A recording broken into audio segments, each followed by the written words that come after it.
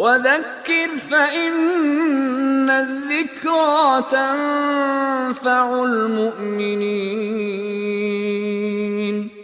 Assalamu alaikum wa rahmatullahi wa barakatuh. May the peace and blessings of Allah be upon you all.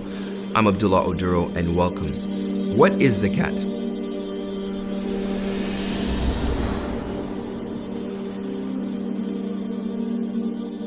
Linguistically, Zakat comes from that which means to grow or increase as a means of purification. So growth, increase, and purification. The technical meaning of Zakat is an obligatory amount that is taken from one's surplus wealth once it reaches a certain threshold.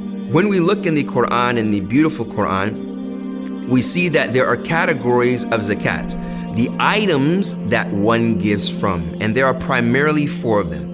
First of them being gold and silver. Now let's not forget this. I know we don't have gold in our bank accounts or gold in our glove compartments, and we can't fit gold coins into our wallets or bars, but it emerges and expands from that. So gold and silver is the first item of Zakat. Secondly, the agricultural output from crops and yields, or that which comes from the earth, from minerals and treasures. Thirdly, business inventory. So if you are a seller of a product or shoes or any type of products that you have and you want to exchange that for money, there is Zakat on that. There is a certain amount that one takes to give Zakat. And fourthly, livestock. Primarily, the 4 types of livestock which Zakat is due on are camels, cows, goats, and sheep.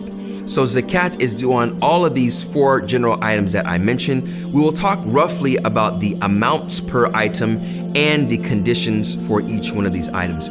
May Allah the Exalted make us of those that give the Zakat if we reach that threshold, and make us of those that are sincere and truthful with ourselves in front of the provider of these items that we may possess. Assalamu alaikum wa rahmatullahi wa barakatuh. May the peace and blessings of Allah be upon you all. Thank you.